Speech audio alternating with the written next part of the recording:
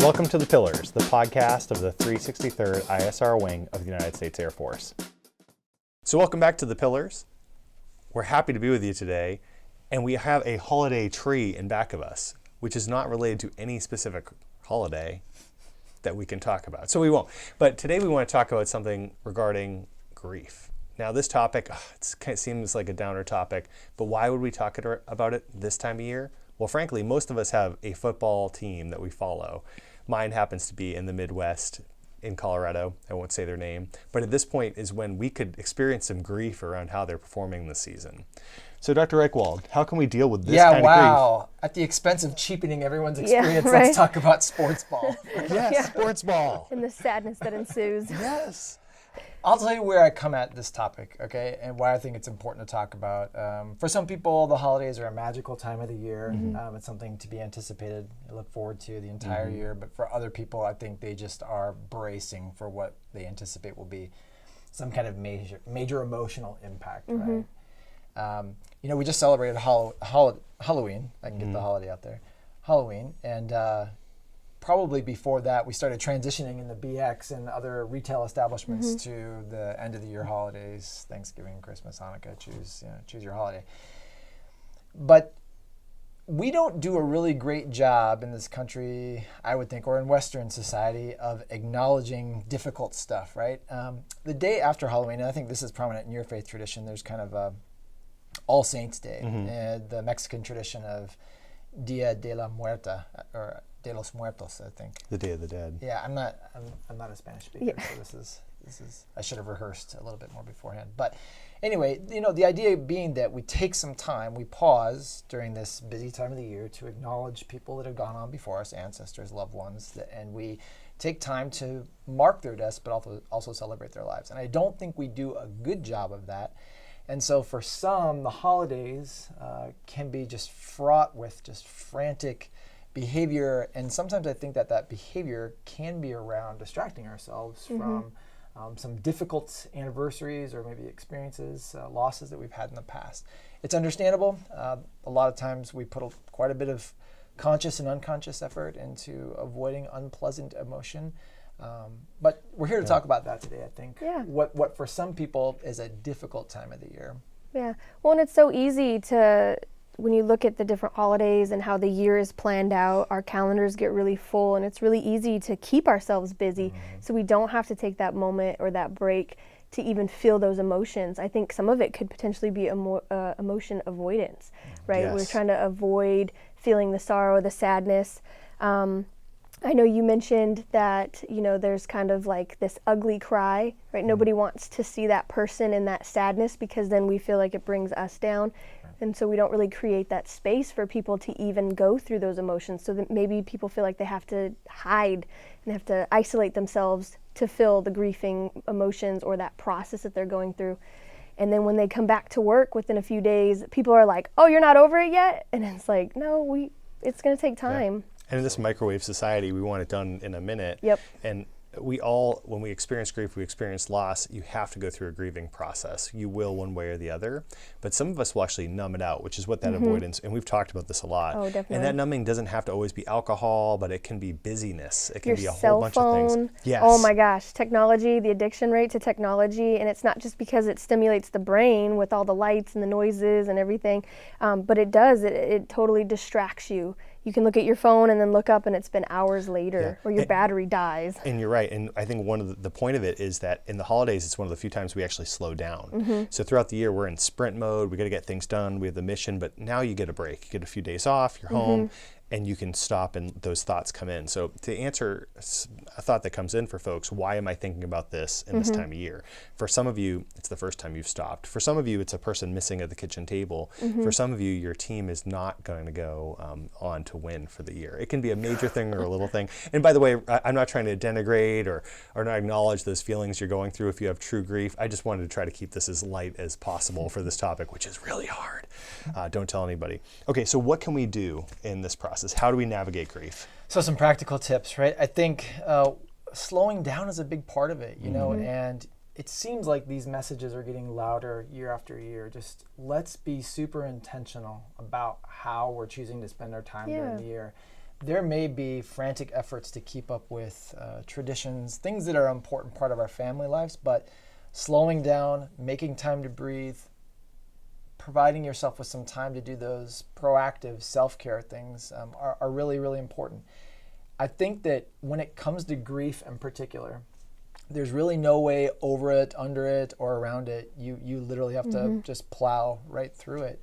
And sometimes, maybe your sense is, the people around me, they really don't have the emotional wherewithal to support me through this. I may need to isolate myself. I may need to, and you're really good at saying this, like say no to the good to say yes to the great, right? So it may mean that you have to assertively turn down some opportunities to gather with people who love you, who care about you, but may not have the kind of wherewithal to support you through. We were kind of laughing about ugly crying, right? Yeah. Like it may get that nasty because during the holidays, in particular, people start to get a little bit more reflective, and they think about lost opportunities, lost fantasy, lost plans that they may have had. Yep. I heard on the radio this one time, they were talking about there was a grief and the person wasn't coping very well. And how it was explained to the person is the reason why when we have a loss, it hurts so bad is because there's all that love that we have in our heart that's going to be spread out over a lifetime to give to somebody. And all of a sudden we realize it's been taken away. And so all that love has nowhere to go. And so it just sits and it hurts. Because you don't have that outlet. There's that grief, that loss, right? This is no longer. And so if you can look at it in this process and this idea that you have to work all these emotions out and get through it, it's going to take time. It's going to take years, maybe weeks, months, but it's a process, and just keep moving forward through it. And I think well-meaning bystanders who love us and care for us may want us to get through that as well, right? But maybe not recognize that there is that process, right? And so sometimes people who are observing someone else go through grief, they may feel or struggle with feelings of impotence, right? Like, I'm in kind of fix-it mode, and I would really love to help you kind of move through this. Hey, there's a lot of good celebrating that needs to get done, around the holidays. Is there a way we can kind of? Yeah. And there just may be no way, and that to get through it, and that just might create those feelings of impotence. So what can you do as someone who's observing this, watching this process? Yeah. What can you do or not do to kind of help? I would definitely say do not take them out drinking. I know that sounds like an odd one to say out loud, but typically when we see someone down, like through a loss, right, we were like, oh, come on, let's just go out. That may be a highlight for you, but that person, that might not be the best thing. When you're adding alcohol into the mix, it's already depressant. We don't need to mix and make up more emotions than we already have. So maybe creating that space in where they feel comfortable to grieve, maybe doing something that's distracting, but maybe let's keep out the substances a little. Agree. And I think, sorry, Joe. Oh no, I think the two things too were ventilate and validate. So exactly what you're saying, find context where you allow them to vent. And a suggestion, and something I've learned in the last 16 years, is don't say, I understand what you're going through, because you don't. Even if they've been through the exact same situation that you have, you don't fully understand them. But just acknowledge that you're there for them. Say, hey, I'm there for you. That's it. And then validate what they're going through. Now, that's a part of empathy. So if they feel terrible and bad, just say like, oh, I can see that you feel terrible and bad. Like repeat that back to them so that ventilate, allow them to vent, and then validate the feelings. That is such a good point. Most of my grief and loss experiences are around my fledgling attempts with my family to bring children into this world, right? And so failed adoption, failed in vitro fertilization, miscarriages, that sort of a thing. And even though those are very, very common experiences had by plenty of people, when I'm grieving, I don't necessarily want my feelings to be comprehended or understood, right? I want to just kind of sink into the despair and the isolation, because that's where I'm actually doing some productive thinking and doing some productive work. So when a well-meaning, caring individual is trying to kind of get their arms around all of it and say, hey, I understand how you're doing, it's not enough space for me, right? It's too constraining, and that can, I'm not sure what feelings that brings up in the other person, but they may feel, again, impotent, like I'm here to help, I wanted to help, I'm trying to help. But I think what you said, validating and maybe just acknowledging, if you are that person who's trying to provide some kind of comfort, being just like, I don't really know what to do. And then there's a couple spiritual things too I'll bring in, and one physical. So physical, run's really not a bad thing, or at least walk. I don't know how many times we've run where we've been TDY and some really terrible things, and we're like, yep, run and talk, and that's a great thing to do. That's one. On the spiritual front, from many faith traditions, and frankly, I love all the ghost shows on TV. Don't tell anyone; that'll be our secret. But I may, some other people on this team may or may not like these shows too. Well, they're great, and from my perspective, we see from our eyes in a very small segment of the electromagnetic spectrum, the EM spectrum. Now, you ISR folks know what that is. Some of you may need to Google it.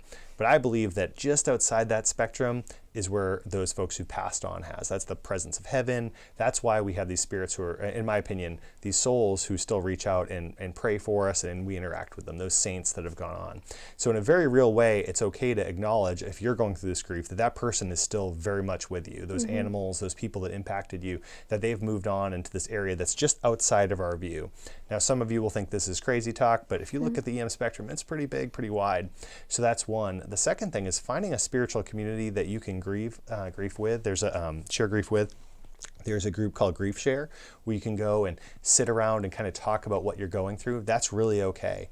And of course, you have resources like us, you have resources like Military One Source. You are never far away from getting help. There's always someone that will listen to you. If nothing else, hit the airman next to you and say, I'm having a rough day. And that's okay to do. And for those of you who are on the listening end, just hear them. It doesn't mean you have to rush them right to the chaplain or the psychologist or the mental health tech or chaplain assistant. You don't have to rush them there. Just listen for a minute. And some people just need a friend. Yeah, great point. Witnessing and validation can be very therapeutic. So whether it's talking to a coworker, fellow airman, or whether it's reaching out to a formal grief counseling resource. And you mentioned spirituality, and one thing that churches do particularly well is organize around these things. So you'll find all kinds of resources. But maybe you're not a spiritual person. Maybe you're not a religious person. And in fact, that's one of those difficult things. Like if a spiritual person comes up to you and says, well, I know they're in a better place right now. If you don't have that persuasion or you don't have that grounding, that can kind of fall on deaf ears.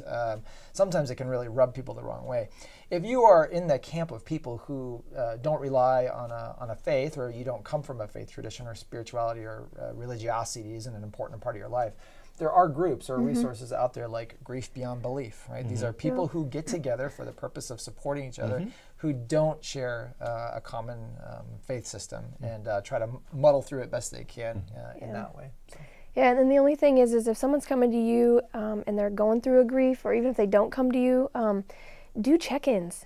Check in with them. Just because the grief happens doesn't mean that in a month or 6 months, that might be the time that they actually need you the most, right? Because there's a cycle, and if you Google, the grief cycle, you got to go through the stages. So checking in with someone to just make sure that they're getting what they need and to the full extent. So yeah, they may have appointments at a certain place, but maybe they're not as frequent as they feel they need. Help and advocate for them to get sooner appointments, or more time off work, whatever we need to, especially now that we're slowing down for the holidays.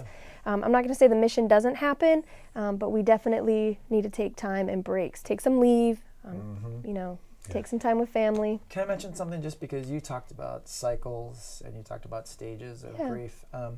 People who are going through stuff, especially something as unbookended, if I can use that, as a grief process, right? We might like it to stop at some defined time. So stages kind of give us some comfort, this idea that, okay, I'm here and I know I've got this ahead of me and I can kind of see myself moving through. So stages provide that sort of bookmark.